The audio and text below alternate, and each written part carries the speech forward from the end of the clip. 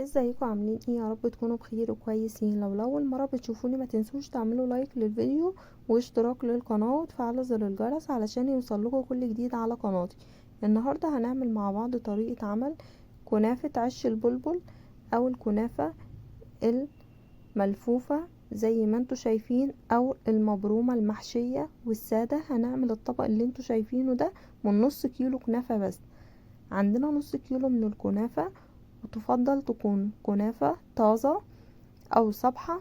وهنقول للي احنا هنشتريها من عنده عايزين كنافة لعش البلبل، علشان دي بتبقى مخصوص للبرم والعش البلبل زي ما انتوا شايفينها كده. هبدأ اقطعها بالطول اللي انتوا شايفينه ده والعرض ده، وهبدأ اديها بختين من المية كده، وغطا بقى ازازة او اي حاجة مدورة عندك، وهتفضلي اللي انتي تلفيها كده. واهم حاجة اللفة بتاعتك تكون مبرومة حلو علشان ما تفكش منك. وفي الاخر بتديها كام حتة كنافة كده من النص علشان تكون معاكي من تحت ليها قاعدة. دي بقى المبرومة بتكون عريضة زي ما انتوا شايفين كده. بديها 3 بخات من المية، وبايدي الاتنين باخد الطرفين على بعض، وببدأ اللي انا ابرم كويس كده او الف، وبحطها في الصينية كده على طول. دي تاني واحدة معاكم اهو.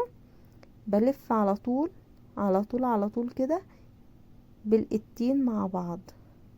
هخلص الكمية بتاعتي وهوريكي انا عملت ايه في الاخر.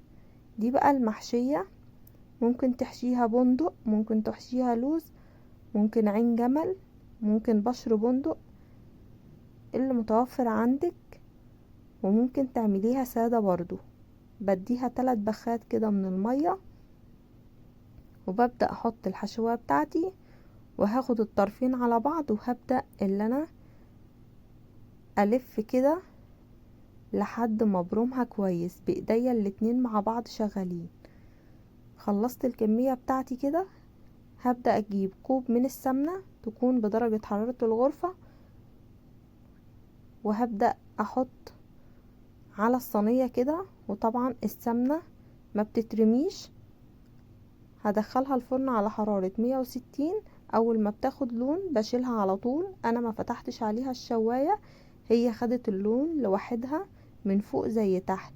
دي انا صفيت السمنة بتاعتها وسقيتها سيرب تقيل او شربات تقيل، وزينتها كده باللوز وبعين الجمل. حطيت طبعا المكسرات بتاعتي في معلقتين من السيرب علشان تدي اللمعة الحلوة اللي انتوا شايفينها دي، ويكون معايا المكسرات طعمها مسكر. دي تاني صينية صفيت السمنة منها وبدأت اسقيها السيرب التقيل، وبعد ما بردت بدأت اقطعها كده بميلان كده زي ما انتوا شايفين، علشان تديني نفس الشكل بتاع بره بالظبط. والسادة قطعتها بالطول كده زي ما انتوا شايفين صوابع. شايفين شكل طبق الكنافة ما شاء الله.